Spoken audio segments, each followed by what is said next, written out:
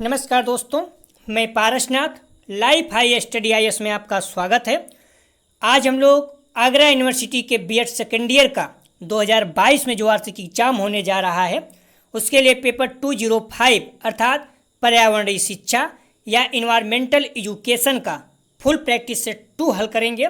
इसमें टॉप 100 अति महत्वपूर्ण प्रश्न रहेंगे। यहाँ से निश्चित रूप से एग्जाम में प्रश्नों के सेम टू सेम आने की संभावना है, इसलिए आप लोग वीडियो को पूरा देखिएगा। इसके पहले प्रैक्टिस सेट 1 हल कर चुके हैं। यदि आप लोग नहीं हल किए हैं तो प्लीज़ उसे जाकर जरूर हल करें, डिस्क्रिप्शन में लिंक दिया गया है। प्लीज़ आप लोग वीडियो को ज़्यादा से ज़्यादा शेयर कीजिए जिससे सभी लोगों को लाभ हो सके। यदि आप लोग चैनल को सब्सक्राइब नहीं किए हैं तो प्लीज़ चैनल को सब्सक्राइब कीजिए तथा वीडियो को लाइक एवं शेयर जरूर कीजिए, इससे हमें मोटिवेशन मिलता है। आइए देखते हैं प्रश्नों को। पेपर 205 अर्थात पर्यावरणीय शिक्षा इन्वायरमेंटल एजुकेशन, इसका फुल प्रैक्टिस सेट 2 हल करेंगे हम लोग। आइए देखते हैं प्रश्नों को। पहला प्रश्न है, इनमें से कौन सा पदार्थ ऊर्जा का अस्थायी स्रोत है? आ कोयला, बा जल, सा लकड़ी, दा पेट्रोल। सही जवाब हो जाएगा इसका बा जल, जो खत्म नहीं होने वाला है, समुद्र या किसी न किसी से आता रहेगा। तो इस तरह से आप लोग ध्यान रखिएगा। कोयला खत्म हो जाएगा, लकड़ी पेट्रोल सारे खत्म हो सकती हैं, लेकिन जल जो है अस्थायी स्रोत है। अगला प्रश्न है, धान की खेत से कौन सी गैस उत्पन्न होती है? CO2, methane, oxygen, carbon CO, carbon monoxide. तो इसका सही जवाब हो जाएगा बा मेथेन, इसे बोलते हैं। ये जानवरों के गोबर से या फिर जो गोबर गैस बनता है इसे बोलते हैं, वहाँ से भी निकलती है। तो धान के खेत से कौन सी गैस निकलती है? मेथेन। अगर जानवर जिसे मुआली बोलते हैं, पाघुर बोलते हैं, वो करते हैं तब भी मेथेन गैस निकलती है। पीछे से प्रश्न आ चुका है कई बार, मोस्ट इंपॉर्टेंट है, तो यहाँ भी पूछा गया है और आ भी सकता है। तो धान के खेत से कौन सी गैस निकलती है? तो मेथेन। इस तरह गैस जो भी दलदल जगह रहती है वहाँ से निकलती है, चाहे वो गोबर फेंका गया हो या जो भी है, वहाँ से निकलती है। नष्ट हुए जंगलों में पौधे का लगाना कहलाता है। तो इसका सही जवाब हो जाएगा 3 का निर्वनीकरण, वनीकरण, दोनों इनमें से कोई नहीं। तो सही जवाब हो जाएगा बा वनीकरण। अगर पौधे को आप दोबारा लगा रहे हैं तो क्या कहलाता है? वनीकरण। निर्वनीकरण का मतलब होता है पौधे को काट देना। बा इसका सही जवाब है 3 का। अगला प्रश्न है, इनमें से कौन एक रबी फसल नहीं है? ध्यान रखना, 3 जो है रबी की फसल है, एक नहीं है। चना, जौ, चावल, सरसों। तो इसका सही जवाब हो जाएगा 4 का सा चावल। ये क्या है? खरीफ की फसल है। चना, जौ, सरसों ये क्या है? रबी की फसल है। यहाँ पर आ रहेगा तो देख लीजिएगा, मैं लिख दिया हूँ। रबी की फसल में क्या आता है? गेहूँ, चना, सरसों, आलू, मसूर, मटर, ये सारी चीज़ें आती हैं, देख लीजिएगा। खरीफ में धान जिसे चावल बोलते हैं, ज्वार, बाजरा, कपास, मक्का, मूंगफली, गन्ना, हल्दी, ये सारी चीज़ खरीफ में आती है। और फसल होती है जायज, इसमें क्या होता है? तरबूज, खीरा, ककड़ी, ये सारी चीज़ें होती हैं। तो आप लोग ध्यान रखिएगा, ये देख लीजिएगा। इस तरह पूछा गया है तो पूछा जा सकता है आगे भी। अगला प्रश्न है, लखनऊ किस नदी के तट पर स्थित है? गंगा, यमुना, सरस्वती, गोमती। 5 का सही जवाब हो जाएगा द गोमती नदी के किनारे लखनऊ स्थित है। बहुत ही सरल प्रश्न है। अगला प्रश्न है, चिपको आंदोलन का संबंध है जल प्रदूषण से, मृदा प्रदूषण से, वन संरक्षण से, ध्वनि प्रदूषण से। बहुत ही सरल, महत्वपूर्ण। सही जवाब है इसका सा वन संरक्षण से। पीछे भी पूछा गया है। प्लीज़ आप लोग वीडियो को लाइक जरूर करें, इससे आपका कोई नुकसान नहीं होगा, लेकिन हमें मोटिवेशन मिलता है। 4000 5000 व्यू आता है, लोग देखते हैं लेकिन लाइक नहीं करते हैं, तो आपका कोई नुकसान नहीं है। अगर आपको थोड़ा भी लाभ हो रहा है तो प्लीज़ आप लाइक कीजिए, हम्बली रिक्वेस्ट है। अगला प्रश्न है, झूमिंग खेती समानता दिखाई देती है बिहार में, दिल्ली में, हैदराबाद, असम। सही जवाब हो जाएगा इसका असम। 7 द इसका सही जवाब है। झूमिंग खेती मतलब होता है किसी जगह पे लोग खेती करते रहते हैं, जंगलों को जला देते हैं, खेती करते हैं, फिर कुछ दिन के बाद वहाँ से जैसे उनको लगता है कि उपजाऊ कम हो गई है, पैदावार कम हो गई है, तो शिफ्ट कर जाते हैं कहीं और जाकर जंगल जलाकर फिर खेती करने। तो इसे शिफ्टिंग खेती भी कहते हैं, शिफ्टिंग कल्चर भी कहते हैं। तो ठीक है, इस तरह से ध्यान रखिएगा आप लोग। असम है उस एरिया में जो भी है। अगला प्रश्न है, पृथ्वी पर उपस्थित 97% जल उपलब्ध है नदियों में, कुओं में, तालाबों में, महासागरों में। तो इसका सही जवाब हो जाएगा 8 का द महासागरों में 97% है, 3% जो है नदी कुआं या ज़मीन के अंदर है, जिसे हम लोग पीने के योग्य है। कुल मिला के यूँ कहें तो 1% ही है लगभग, लेकिन आप मैक्सिमम मान सकते हैं 3%। तो ध्यान रखना 57% महासागरों में जो खारा है, हालांकि अभी इजराइल ने कहा है कि हम खारे को भी शुद्ध में बना सकता है, तो अपने यहाँ प्लांट लग सकता है, ये पूरे विश्व के लिए एक वरदान साबित होगा। शुद्ध जल का पीएच मान होता है, जिसे डिस्टिल वाटर भी कहते हैं, बरसात का पानी मानते हैं शुद्ध है, तो उसका पीएच मान क्या होता है 7। अगर 7 से कम ज़्यादा हो जाएगा तो ये फिर अम्लीय और क्षारीय हो जाएगा। ध्यान रखना, अगर कोई चीज़ जो 7 होता है उदासीन होता है, किसी भी पदार्थ का मान अगर 7 है इसका मतलब उदासीन है, न अम्लीय है क्षारीय है। 7 से अधिक हो जाता है तो क्षारीय, कम होता है तो अम्लीय। जैसे मान लीजिए 3 है किसी का मान, तो क्या है अम्लीय है। 7.4 होता है ब्लड का मान, तो क्या है वो क्षारीय है। ऐसे याद रखिए, अधिक उल्टा, अधिक मतलब अम्लीय होना चाहिए, लेकिन अम्लीय नहीं बल्कि क्षारीय है। किसी का मान अधिक है 7 से 8 है तो क्या है वो क्षारीय है, अधिक अम्लीय नहीं होगा, बस इतना ध्यान रखिएगा। शुद्ध जल का पीएच मान कितना होता है 7। अगला प्रश्न है, प्रत्येक जीव किसे प्रभावित करता है व उससे प्रभावित होता है। जल, भूमि, पर्यावरण, गैस। सही जवाब हो जाएगा 7। प्रत्येक जीव पर्यावरण से प्रभावित होता है, उसे प्रभावित करता है। अगला प्रश्न है, पर्यावरणीय कानूनों को लागू करने में बाधा है। कमजोर आर्थिक स्थिति, धार्मिक एवं सामाजिक रीति रिवाज, जन सामान्य की अज्ञानता, उपयुक्त सभी। सही जवाब हो जाएगा द, उपयुक्त सभी। अगला प्रश्न है, विश्व जल दिवस है या बनाया जाता है 22 मई, 22 मार्च, 23 मार्च, 22 अप्रैल। सही जवाब हो जाएगा 12 का बा, 22 मार्च को। आप लोग ध्यान रखना 3 पॉइंट मोस्ट इंपॉर्टेंट, पीछे जैसे एग्जाम में पूछा गया तो पूछा ही जाता है। विश्व जल दिवस 22 मार्च को। आप लोग ध्यान रखना, जल के बाद क्या है, उसके बाद पृथ्वी उसके ऊपर है, तो पृथ्वी दिवस कब मनाया जाता है 22 अप्रैल को। और पृथ्वी के ऊपर क्या है, पेड़ पौधे, तो जैव विविधता दिवस कब मनाया जाता है 22 मई को। ऐसे याद रखिए, जल, जल के ऊपर पृथ्वी, पृथ्वी के ऊपर पेड़ पौधे। तो 22 मार्च को जल दिवस, उसके बाद 22 अप्रैल को एक महीने बाद पृथ्वी दिवस, फिर 22 मई को जैव विविधता दिवस। तीनों इंपॉर्टेंट, ध्यान रखना। मैंने रखा है, हालांकि ऑप्शन नहीं था इस प्रश्न में, लेकिन मैंने जानबूझ रखा है। तो 22 मार्च को जल दिवस, उसके ऊपर पृथ्वी है तो 22 अप्रैल को पृथ्वी, उसके ऊपर पेड़ पौधे हैं तो 22 मई को जैव विविधता दिवस। ऐसे याद रखना, याद रहेगा, ठीक है। 22 मार्च, 22 अप्रैल, 22 मई, भूलना नहीं। मैंने लिख भी दिया है 22 अप्रैल को पृथ्वी दिवस। इसकी थीम क्या है, इन्वेस्ट इन आवर प्लेनेट, हमारे ग्रह में निवेश करें। थीम पूछ सकता है तो आप लोग देख लीजिएगा प्लीज़, पीडीएफ देखकर। और पीडीएफ प्राप्त कैसे करेंगे, डिस्क्रिप्शन और कमेंट सेक्शन दोनों जगह पर टेलीग्राम व्हाट्सएप का लिंक दिया गया है, आप लोग जुड़िए और पीडीएफ प्राप्त कीजिए। ध्यान रखना, व्यक्तिगत रूप से मत मांगा करिए, मैं ग्रुप में डाल देता हूँ, तो आप लोग जुड़िए। अगर आपको प्रॉब्लम है तो छोड़ दीजिएगा एग्जाम बाद। 22 मई को अंतर्राष्ट्रीय जैव विविधता दिवस मनाया जाता है, तो भूलना नहीं, सारे पॉइंट महत्वपूर्ण है। ऊर्जा संकट का समाधान है पेट्रोलियम ऊर्जा, कोयला की खोज, वैकल्पिक ऊर्जा, पावर कटौती। सारे निगेटिव पॉइंट है, ये नहीं है। तो ऊर्जा संकट का समाधान है वैकल्पिक ऊर्जा। अगला प्रश्न है, परंपरागत ऊर्जा का स्रोत नहीं है। परंपरागत ऊर्जा का स्रोत नहीं है लकड़ी, कोयला, पेट्रोलियम, पवन ऊर्जा। ध्यान रखना, इसमें एक है तो कौन सा हो जाएगा सही जवाब द।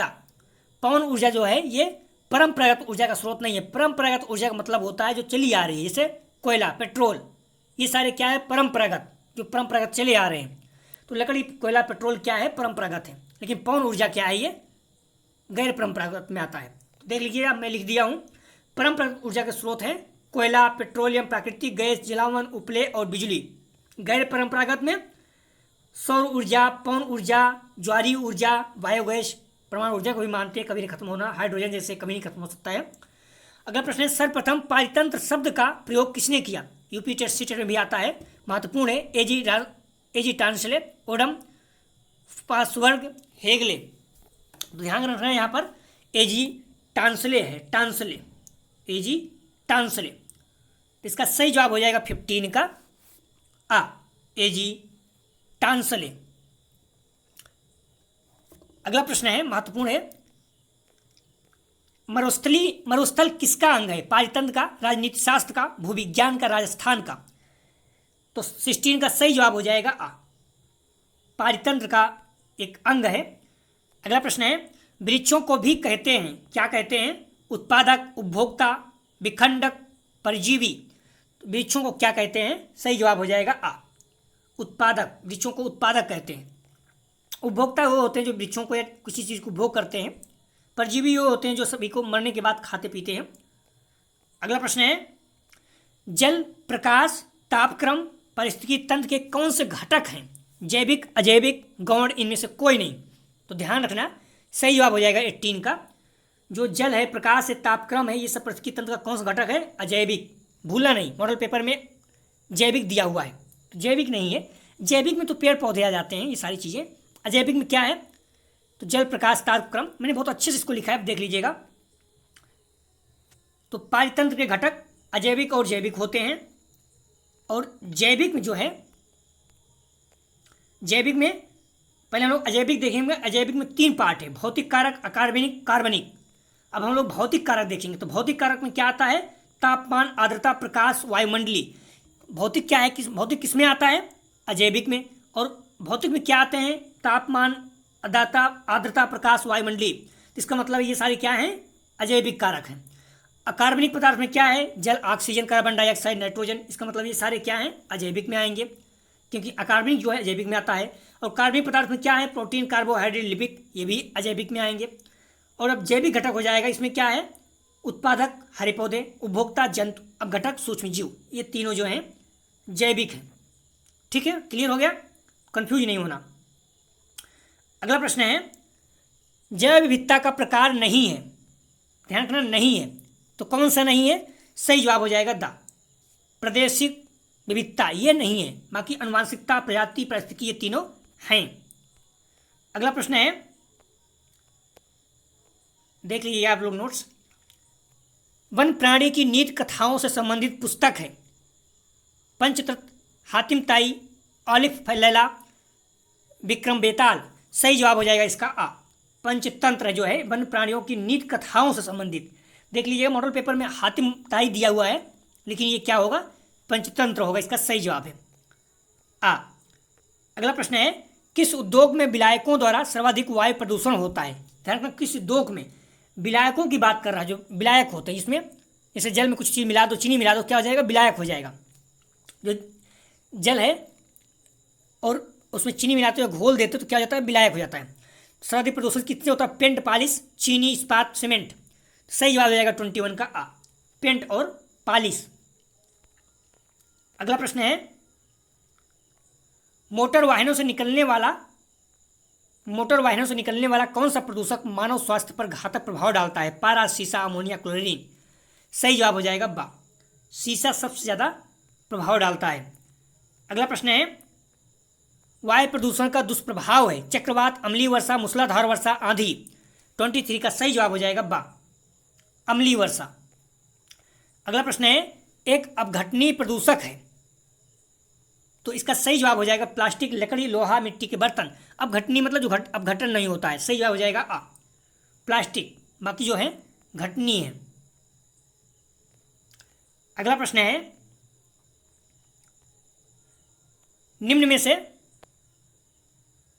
निम्नलिखित में से कौन सा कारक नदी जल प्रदूषण के लिए सर्वाधिक रूप से उत्तरदायी है?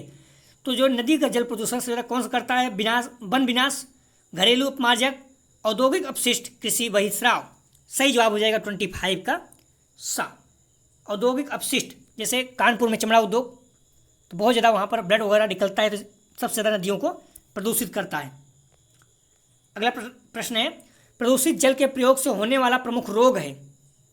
सही जवाब हो जाएगा 26 का बा, आंत्रशोथ रोग। अगला प्रश्न है, समुद्री सतह पर तेल के फैलाव को कहते हैं? Oil cover, oil net, oil slip, oil floor. सही जवाब हो जाएगा 27 का सा, ऑयल स्लिप। अगला प्रश्न है, मृदा प्रदूषण से तात्पर्य है? मृदा की उर्वरक शक्ति का ह्रास, मृदा की उपज में गुणवत्ता का विकास, मृदा की उर्वरक शक्ति में वृद्धि। तो ध्यान रखना, सही जवाब हो जाएगा 28 का, इनमें से सभी 28 का सही जवाब हो जाएगा। मृदा प्रदूषण से मतलब है मृदा की उर्वरक शक्ति में ह्रास। अगर वृद्धि हो रहा तो अच्छी बात है, शक्ति में वृद्धि हो और अच्छी बात है। तो इसका सही जवाब हो जाएगा आ, प्रदूषण से तात्पर्य है मृदा की उर्वरक शक्ति का ह्रास। भूलना नहीं, आप लोग, महत्वपूर्ण प्रश्न है।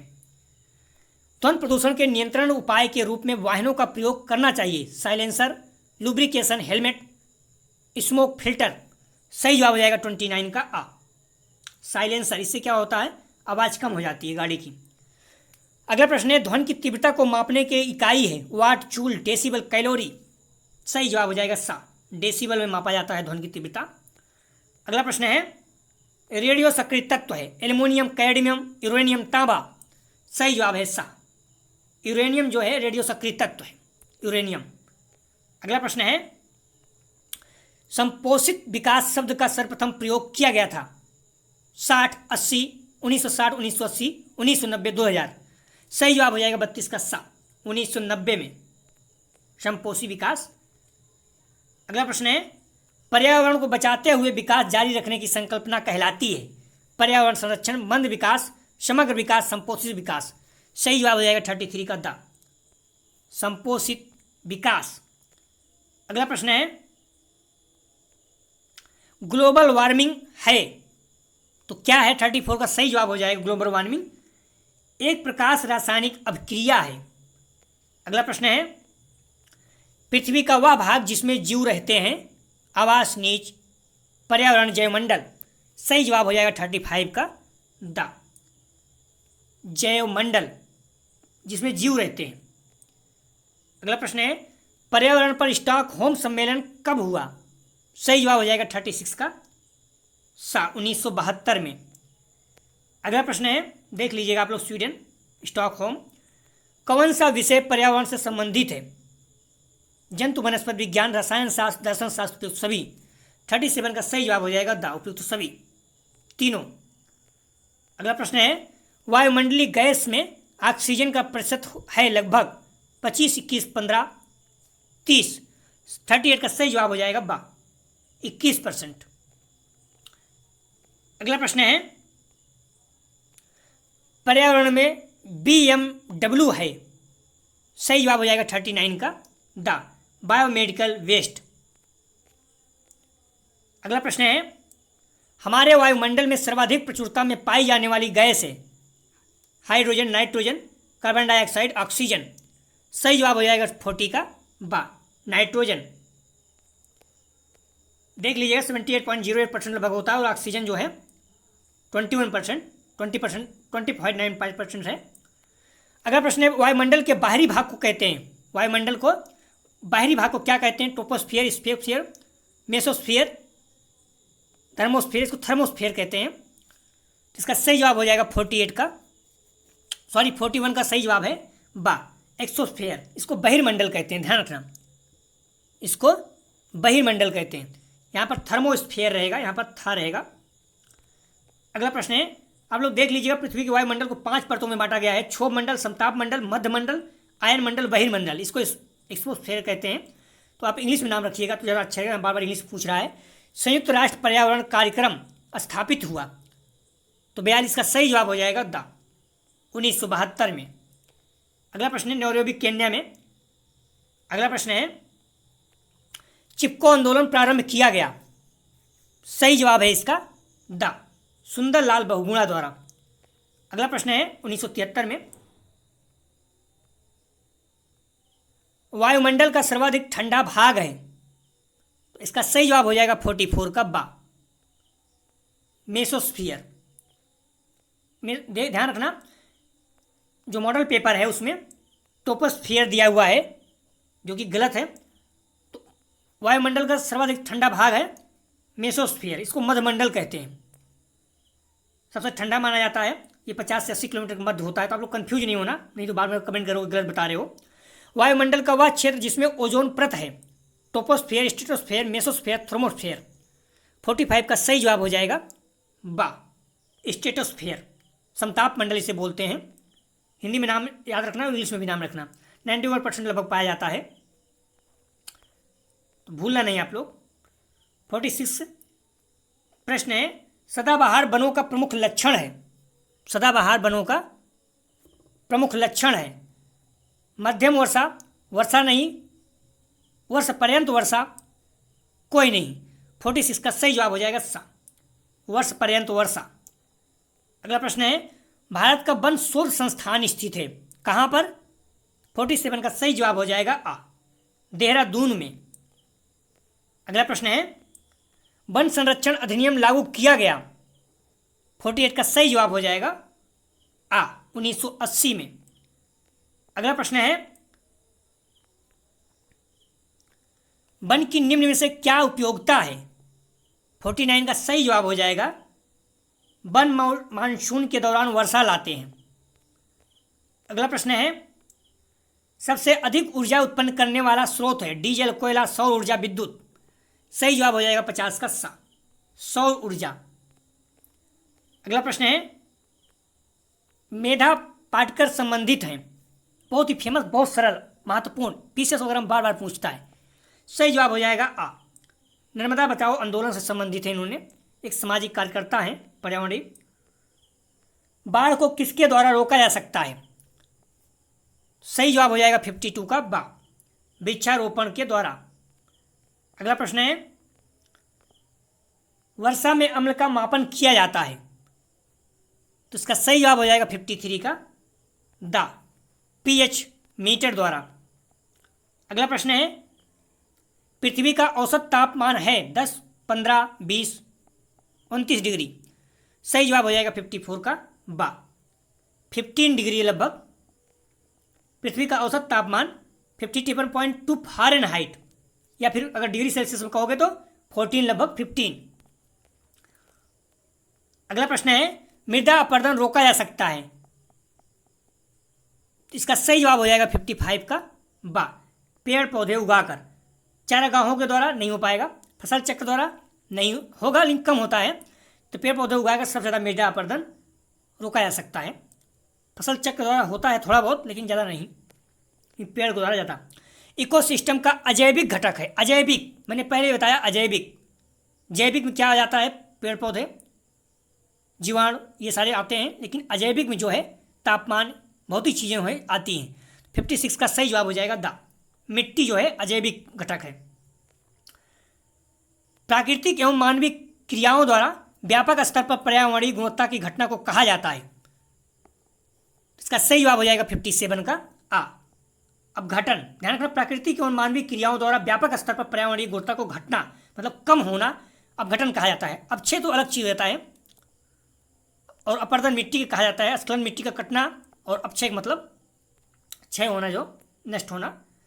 अगला प्रश्न है, पौधे के विकास के लिए आवश्यक पोषक तत्व किसके द्वारा मृदा में वापस पहुंच जाते हैं? अपघटक, शाकाहारी, उत्पादक, मांसाहारी। सही जवाब हो जाएगा 58 का आ, अपघटक द्वारा वापस पहुंच जाते हैं मृदा में। अगला प्रश्न है, निम्नांकित में से कौन सा जीव शाकाहारी नहीं है, मतलब मांसाहारी है? सही जवाब हो जाएगा 59 का, बहुत ही सरल है सा, शेर, हिरण, गाय, बकरी, ये जो है शाकाहारी है। अगला प्रश्न है, निम्न में से कौन सा जानवर शाकाहारी है? बिल्ली, कुत्ता, शेर, गिलहरी।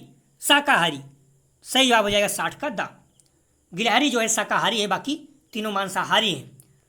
अगला प्रश्न है, सूर्य की पराबैंगनी किरणों से हमें सुरक्षा देती है।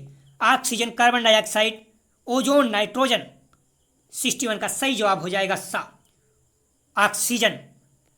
अगला प्रश्न है, वातावरण की कौन सी परत पराबैंगनी किरणों से बचाती है? ध्यान रखना, सही जवाब हो जाएगा इसका, बहुत ही सरल, मोस्ट इंपॉर्टेंट सा, ओजोन से। ओजोन जो है हमें पराबैंगनी किरणों से बचाती है। अगर ओजोन नहीं होती परत तो हमें चर्म रोग, कैंसर जैसी चीज़ें हो सकती थी पराबैंगनी किरणों से। अगर सीधा पराबैंगनी किरण जमीन पे आ जाए तो बहुत ज़्यादा नुकसान होगा, लोगों को कैंसर हो सकता है, चर्म रोग हो सकता है। अभी देखिए आप लोग, ओजोन पतली होती जा रही थी अटलांटिक महासागर पे, तो इसीलिए लोग कहते हैं कार्बन डाइऑक्साइड का उत्पादन कम किया जाए, सीएफसी जैसी चीज़ों को बंद कर दिया गया। वैश्विक ताप का प्रमुख असर है। 63 का सही जवाब हो जाएगा दा, हिम नदों का पिघलना एवं पृथ्वी जल स्तर में वृद्धि। अगर वैश्विक ताप मतलब ग्लोबल वार्मिंग है, तापमान बढ़ेगा तो बढ़ क्या होगा? पिघलेगा, इससे समुद्र का जल स्तर बढ़ेगा। अगला प्रश्न है, गहन परिस्थिति में है पौधे, जंतु, सभी जीवधारी, केवल अजैविक कारक।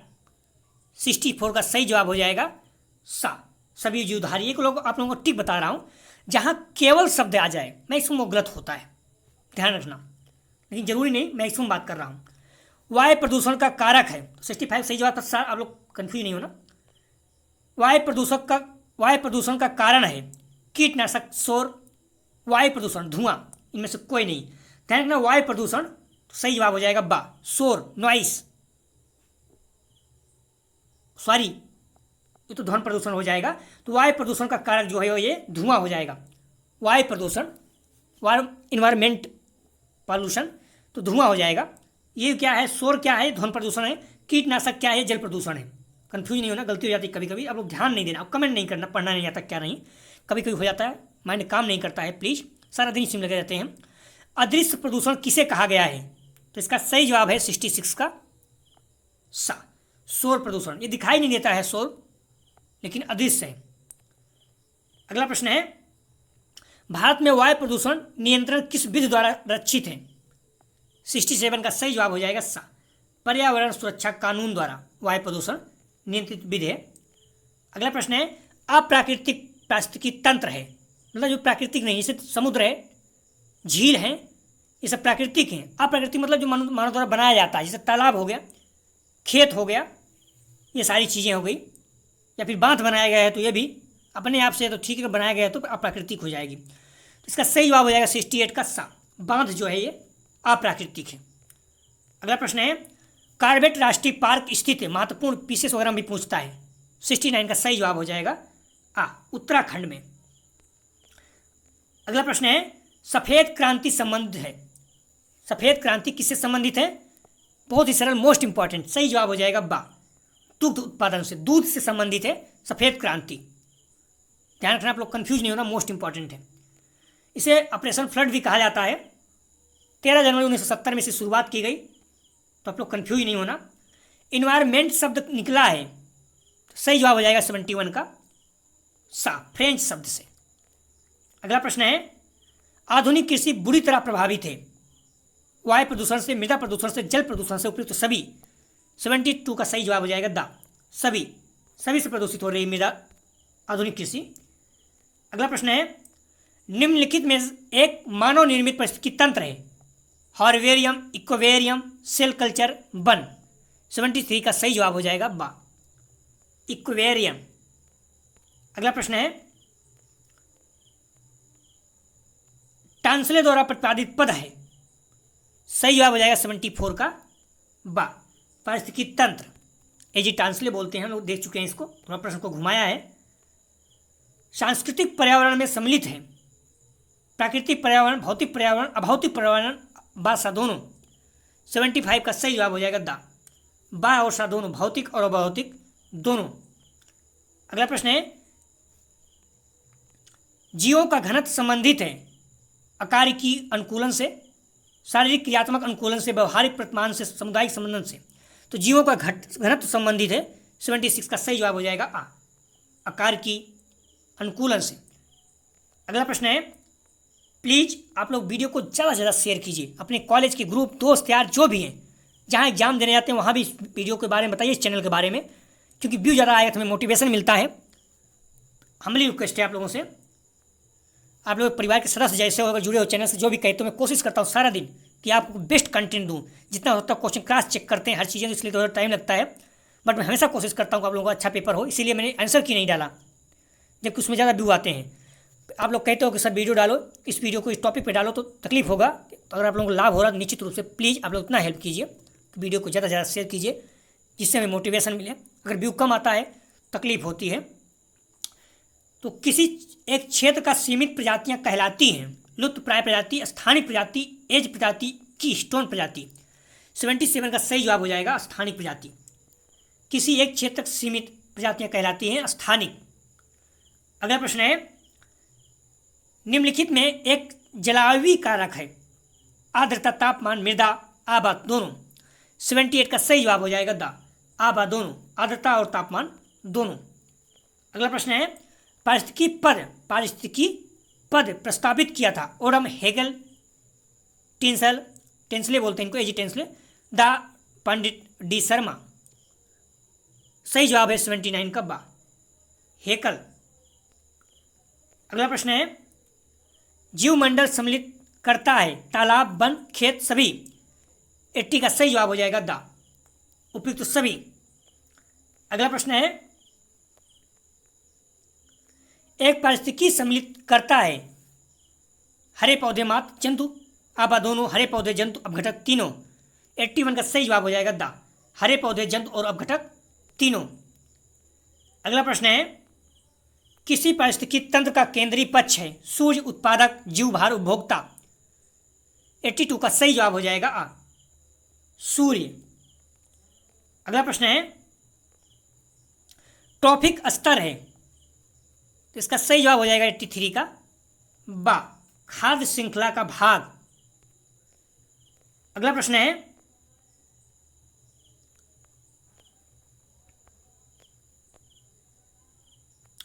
अध्ययन की शाखा जो जीवधारियों और पर्यावरण के मध्य अंतःक्रिया अध्ययन करती है कहलाती है, तो इसका सही जवाब हो जाएगा 84 का बा, पारिस्थितिकी। अगला प्रश्न है, जीवमंडल व जीवधारियों के मध्य संतुलन को कहा जाता है, जीवमंडल और जीवधारियों के मध्य संतुलन को कहा जाता है, तो 85 का सही जवाब हो जाएगा आ, पारिस्थितिकी संतुलन। अगला प्रश्न है, शाकाहारी कहे जा सकते हैं उत्पादक, उपभोक्ता, प्राथमिक उपभोक्ता, अपघटक। 86 का सही जवाब हो जाएगा सा, प्राथमिक उपभोक्ता जो है ये शाकाहारी कहे जाते हैं, जैसे खरगोश पेड़ पौधे जो खाते हैं, फल खाते हैं। अपघटक तो नहीं होते, घटक तो किसी को भी खा जाते हैं। अगला प्रश्न है, प्रकाश संश्लेषण का उत्पाद होता है भोजन, ऑक्सीजन, कार्बन डाइऑक्साइड, आबा दोनों। 87 का सही जवाब हो जाएगा द, आबा दोनों, भोजन और ऑक्सीजन दोनों। आप लोगों को क्लियर बता दूं, जब भी आप लोग कमेंट करते हैं कि सर आपसे बहुत लाभ हो रहा है, तो सच बताऊं बहुत अच्छा लगता है और खुशी होती है कि आप लोगों को रियली लाभ हो रहा है। तो अगर आप लोग चैनल को सब्सक्राइब किए हैं तो रियली लगाव है और आपको लाभ हो रहा है, तो एक तरह से आप मेरे चैनल के परिवार के सदस्य जैसे हैं और बहुत हेल्प भी कर रहे हैं। मैं देख रहा हूँ आप लोगों, कई लोग कहते हैं मेरा कहे स्टेटस में लगाते रहते हैं, तो इतना रिक्वेस्ट है। देखो थोड़ी बहुत गलतियाँ तो होती हैं, क्योंकि जहाँ से हम सोच लेते हैं एक आध क्वेश्चन गलत हो सकता है, बट क्रॉस चेक करते हैं, कोशिश करते हैं गलत ना हो, तो उस पर आप लोग ध्यान छोड़ देंगे। तो मैं इसमें कोशिश कर रहा हूँ, जो पहले वीडियो थे कुछ उसमें त्रुटियाँ हैं कुछ क्वेश्चन में, बट अभी सही रहता है, 99.99% कोशिश करता हूँ। तो आप लोग जैसे किसी ने कमेंट किया कि सर आपको ईश्वर बहुत लंबी उम्र दें, आप बहुत अच्छा पढ़ाते हैं, सच बताऊँ बहुत अच्छा लगता है। तो ऐसा नहीं है, तो मैं भी कोशिश कर रहा हूँ आप लोग को हमेशा रियली लाभ हो। वीडियो नहीं डाल पाता हूँ तो उसका रीज़न है कि मेहनत करता रहता हूँ, प्रश्न कंप्लीट नहीं हो पाता है और गलत मन नहीं करता कि ऐसे नॉर्मली बिना चेक किए डाल दें, आप लोग नुकसान होगा अगर गलत टिक करके आएंगे तो प्लीज़ आप लोग कमेंट जरूर किया करें कैसे आप लोगों को पेपर हो रहा है, क्या लाभ हो रहा है, इससे और बच्चे जो है मोटिवेट होते हैं। अगर आप कमेंट करते हो कि मेरा सर इतना क्वेश्चन सही हुआ है, तो जो अन्य बच्चे हैं वो चैनल से जुड़ते भी हैं और उनको लगता है कि सही से पढ़ाया जा रहा है। तो प्लीज़ आप लोग बताया करें, जरूर बताया करें, कुछ कुछ एक शब्द जरूर कमेंट किया करें जो भी आपको लाभ हो या जैसे आपका पेपर हुआ है। प्रश्न है, हाँ, तो 87 का सही जवाब हो जाया था। 87 हम लोग देख चुके थे, द था इसका, आबा दोनों, भोजन और ऑक्सीजन दोनों प्रकाश संश्लेषण का उत्पाद होता है। अगला प्रश्न है, मानव हैं, 88 का सही जवाब हो जाएगा प्राथमिक एवं द्वितीयक उपभोक्ता दोनों हैं। मानव क्या है, दोनों है, प्राथमिक और द्वितीयक दोनों है। प्राथमिक मतलब फल फूल खा रहा है, पेड़ पौधे की जो चीज़ है फल खा रहा है तो प्राथमिक हो जाएगा। द्वितीयक मतलब जंतुओं को भी खाया जाता है, जानवरों को भी खाया जाता है, मांसाहारी भी होता है। अगला प्रश्न है, उपभोक्ता को भोजन करने वाले जीवधारियों को कहा जाता है उत्पादों का। देखो भी गलत हो जाता है, आप लोग कहते हैं कि पढ़ना नहीं आता है, माइंड काम नहीं करता है, तो उत्पादकों का भोजन करने वाले जीवधारियों को कहा जाता है उत्पादों को, जैसे पेड़ पौधों को, फलों को। तो 89 का सही जवाब हो जाएगा आ, शाकाहारी, मांसाहारी जो द्वितीयक होते हैं। अगला प्रश्न है, वायुमंडल अधिकतम मात्रा में रखता है oxygen, nitrogen oxide, nitrogen, carbon dioxide. इसका सही जवाब हो जाएगा 90 का सा, नाइट्रोजन को अधिकतम मात्रा में रखता है। हम लोग देख चुके हैं 78% आप लोग क्लियर बता दूं, एग्जाम आप लोग हो जाएगा, यूपी टेस्ट सीटेट जो एग्जाम आए उसका भी हम लोग तैयारी करेंगे, आप लोग जुड़े रहिएगा। अगला प्रश्न है, पृथ्वी दिवस मनाया जाता है, मैं पहले ही बता चुका हूँ प्रश्न में आगे ही, पृथ्वी दिवस मनाया जाता है 22 अप्रैल को। मैंने पहले ही कहा 22 मार्च को क्या है, जल दिवस, जल के ऊपर क्या है, पृथ्वी, तो 22 अप्रैल को क्या है, पृथ्वी। उसके बाद पेड़ पौधे हैं, तो 22 मई को क्या जाता है, जैव विविधता दिवस। भूलना नहीं, महत्वपूर्ण है, मैंने पहले कहा था और देखो दोनों आ भी गया है। इसका थीम है इन्वेस्ट इन आवर प्लेनेट, हमारे उपग्रह में निवेश करें। ये इसकी 2022 की पृथ्वी दिवस की थीम है। पूछ सकता है, जरूरी नहीं, हम लोग तैयार रहना चाहिए जब अन्य चीज़ों को पूछता है। तो pilot analysis of global ecosystem प्रतिवेदन किसको सौंपा गया था?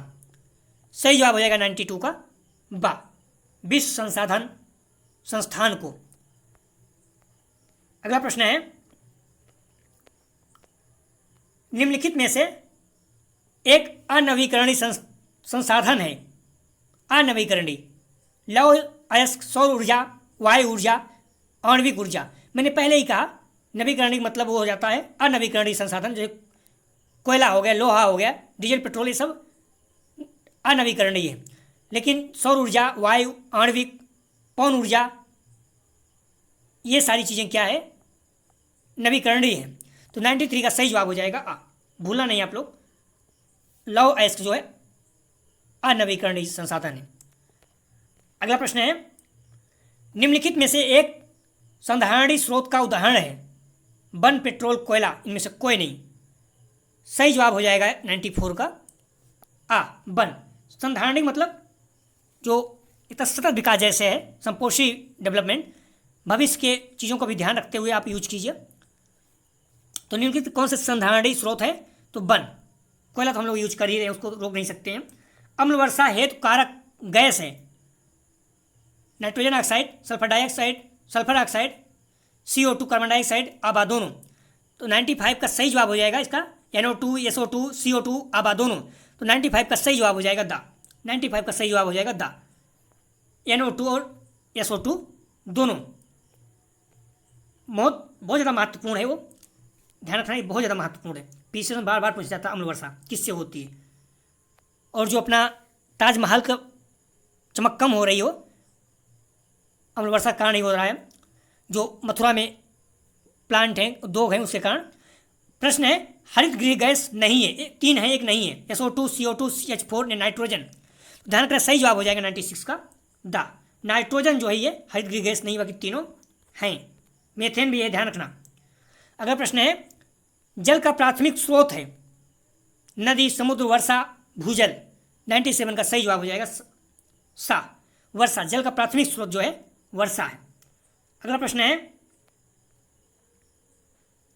जल प्रदूषण की पहचान की जा सकती है, pH अच्छता से, BOD से, आबा दोनों, इनमें से कोई नहीं। 98 का सही जवाब हो जाएगा सा, आबा दोनों। अगला प्रश्न है, संपोषी विकास शब्द का अस्तित्व किस वर्ष आया? तो ध्यान रखना, संपोषी विकास शब्द का अस्तित्व किस वर्ष आया, इसमें किस क्लियर नहीं कि 1987 में आया था। तो आप लोग देख लीजिएगा, उससे गलत है ये प्रश्न। तो आप लोग पता नहीं क्या मानेगा, 1985 भी हो सकता है मान लो, या फिर क्यों 87 के आसपास है।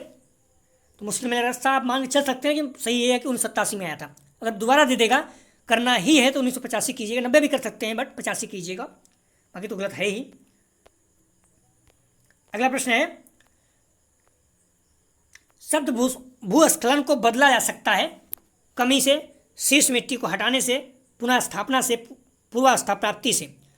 तो शब्द भूस्खलन को बदला जा सकता है, 100 का सही जवाब हो जाएगा दा, पूर्वावस्था प्राप्ति से, पूर्वावस्था प्राप्ति से। तो अभी हम लोग ध्यान रखिएगा, प्रैक्टिस सेट 3 भी हल करेंगे, संभव रहा तो 4 भी हल करेंगे। टाइम बहुत कम है, बट 3 तो करेंगे ही। और अगर आप तीनों प्रैक्टिस सेट दे के जाते हैं, मैं विश्वास दिलाता हूँ इतना पर्याप्त है, आप 50 प्रश्न करके आएंगे अगर PDF रट लेते हैं तो। और PDF प्राप्त करने के लिए आप लोग टेलीग्राम और व्हाट्सएप ग्रुप पे जुड़ सकते हैं। कमेंट सेक्शन और डिस्क्रिप्शन दोनों जगह पर दिया गया है। कमेंट सेक्शन में सबसे ऊपर ही व्हाट्सएप और टेलीग्राम दोनों का लिंक दिया गया है, तो आप लोग ज्वाइन जरूर कर लीजिए।